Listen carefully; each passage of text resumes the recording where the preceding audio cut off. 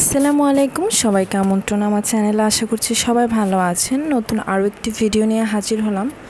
আজকেও আমি একটা ফ্যামিলি ব্লগ শেয়ার করছি। আর আজকে আমি শেয়ার করব যে আমার ভাইয়ের বিয়ের পরে আমাদের নতুন বউয়ের প্রথম জন্মদিন আমরা কিভাবে পালন করলাম। সেটাই আসলে পালন করাটা সেটা বড় বিষয় না, কারণ ওর বিয়ে হয়ে এই ঘরে এসেছে, তো আমরা যদি ওকে একটু সারপ্রাইজ দেই ওর কিন্তু বেশ ভালো লাগবে। তো সেজন্য ওকে না জানিয়ে কেক নিয়ে এসেছিলাম, আর আমি আর আমার বোন দুইজনে ওর জন্য গিফট কিনেছিলাম।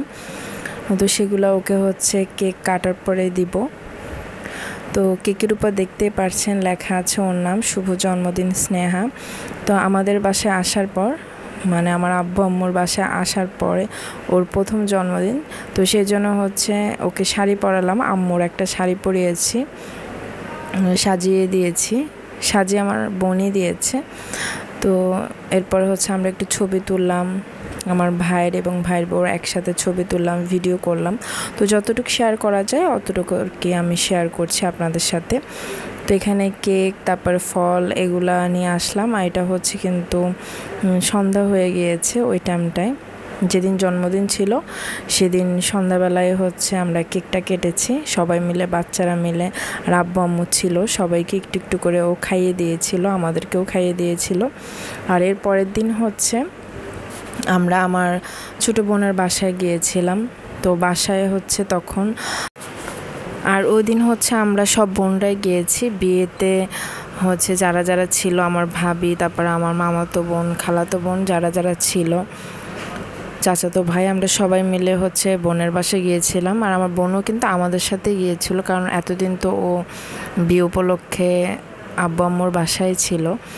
আর রান্না বান্নার আয়োজন শুরু করে দেওয়া হয়েছে। তো আজকে আমার বোন রান্না করবে মুরগি দিয়ে বিরিয়ানি আর ডিম ভুনা।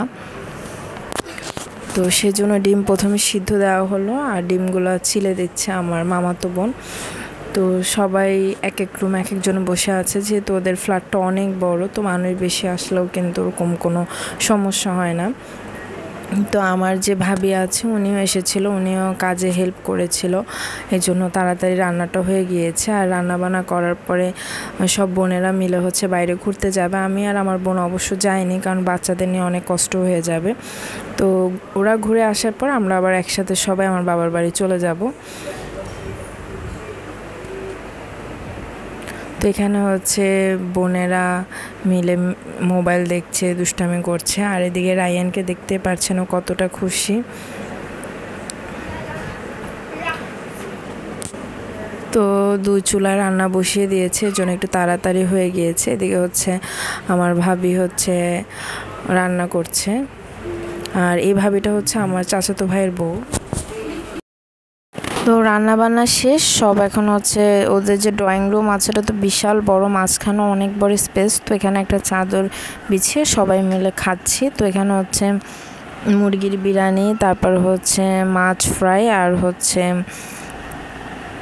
ডিম ছিল, ডিম ভুনা। আর বিরিয়ানিটা আমার কাছে বেশ ভালো লেগেছে, আর সাথে তো 7 আপ ছিল, সালাদ ছিল। তো সবাই মিলে খাওয়া দাওয়া করলাম। তো আমি আর আমার বোন ড্রয়িং রুমের সাথে একটা ওদের মাস্টার বেডরুম আছে, তো ওখানে বসে একদম দরজাটা খুলে খাটের উপর বসে আমি আর আমার বোন খাচ্ছিলাম, আর ওখান থেকে সবাইকে দেখা যাচ্ছিল। আর এখন যে ভিডিওটা দেখছেন এটা আমি যেদিন ঢাকায় আসবো তার আগের দিনের ভিডিও। তো ওই দিন আমাদের বাসার সবার দাওয়াত ছিল। তো আমরা এসেছি আমার আব্বুর বন্ধুর শ্বশুর বাড়ি, মানে আমার আব্বুর বন্ধু। আর আরেক দিকে আমার আব্বুর বন্ধুর যে ওয়াইফ, মা আন্টি, সে আমার আম্মুকে বোন ডাকে, বড় বোন ডাকে। তো এক হিসাবে এটা আমাদের নানু বাড়ি, অনেক দিনের আমাদের সম্পর্ক, একদম ছোটোবেলা থেকেই। মানে আম্মু বলে যে এটা তোমাদের নানু বাড়ি। তো আমাদের সবসময় এখানে আসা হয়, একদম ক্লোজের মতন সম্পর্ক, অনেক বছরের সম্পর্ক। আমরা এই নানু বাসায় আসলাম। আর আমাদের এখানে 3টা মামা আছে। তো মামাদের 3জনেরই ওয়াইফ আছে। তো তো এখন ঘরটা একটু আমি ঘুরিয়ে দেখাই। এই ঘরটা হচ্ছে নতুন করা হয়েছে, বেশি দিন হয়নি। বিশাল বড় ড্রয়িং রুম, তারপরে বেডরুম হচ্ছে 4টার মতন, ড্রয়িং স্পেস, তারপরে রান্নাঘর, ওয়াশরুম, বেসিন স্পেস, বিশাল বড় একটা রুম। আর বাইরের যে স্পেসটা মানে যেখান থেকে বিল্ডিংয়ে ঢুকে ওই জায়গাটা খুবই সুন্দর, তবে অন্ধকার, সেজন্য আর বাইরে ভিডিও করিনি। আমাদের আসতে বলেছিল দুপুরবেলা, কিন্তু আমাদের আসতে আসতে একদম মাগরিব হয়ে গিয়েছে। আর মাগরিবের তো 2-3 ঘন্টা পরেই হচ্ছে খাবারের টাইম। তো আমরা সন্ধ্যায় এসে রাত 10টার দিক গিয়েছি। তো এটা হচ্ছে বেডরুম। তো মোটামুটি বেডরুমগুলো তো একটু দেখালাম। এখন বাইরে থেকে দেখাই যে বাইরে ক্লবসের গেট, ওখান থেকে হচ্ছে মেন ডোরটা আমি একটু ভিডিও করছি, দেখতে পাচ্ছেন। আর উপরে কাজ বাকি আছে, নিচতলাটা ফুল কমপ্লিট করা। তো মোটামুটি এটা হচ্ছে জয়েন্ট ফ্যামিলি, 3 মামা তার মাকে নিয়ে থাকে এবং 3 জনেরই ওয়াইফ, সবাই একসাথেই থাকে। আর চট্টগ্রামে তো জানেন সবাই জয়েন্ট ফ্যামিলি, সবাই একসাথেই থাকে। দেখা যায় বাবা মা মারা গেলে তখন আলাদা এক একজনে বাড়ি করে, বাবা মা বেঁচে থাকা পর্যন্ত সবাই একসাথেই থাকে। তো এখানে হচ্ছে নাস্তা দেওয়া হলো, আর নাস্তা হচ্ছে সবগুলাই মামিরা তৈরি করেছে, আর সবগুলা নাস্তায় ভীষণ মজা ছিল। ধরনের ফল ছিল, নুডলস রান্না করা হয়েছিল, তারপরে অন্তন, পুডিং, তারপর রোল, এগুলা ছিল। আর হাতে তৈরি সব নাস্তাগুলাই বেশ মজা ছিল।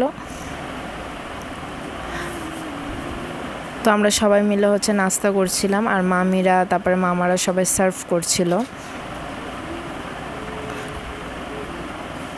আর নাস্তা করার হচ্ছে 2-2.5 ঘন্টা পরে হচ্ছে খাবার দিয়ে দিয়েছে, কারণ পরের দিন হচ্ছে আমি চলে আসবো ঢাকায়, বাসায় যে গোছগাছ করতে হবে। আর আমার টিকিট ছিল একদম পরের দিন ভোরে, তো সেজন্য তাড়াতাড়ি খাবার দিয়ে দিল যাতে আমাদের দেরি না হয়, সেজন্য। তো এই ছিল আজকের ভিডিও। আশা করছি আপনাদের ভালো লেগেছে। সবাই ভালো থাকবেন, সুস্থ থাকবেন। আল্লাহ হাফেজ।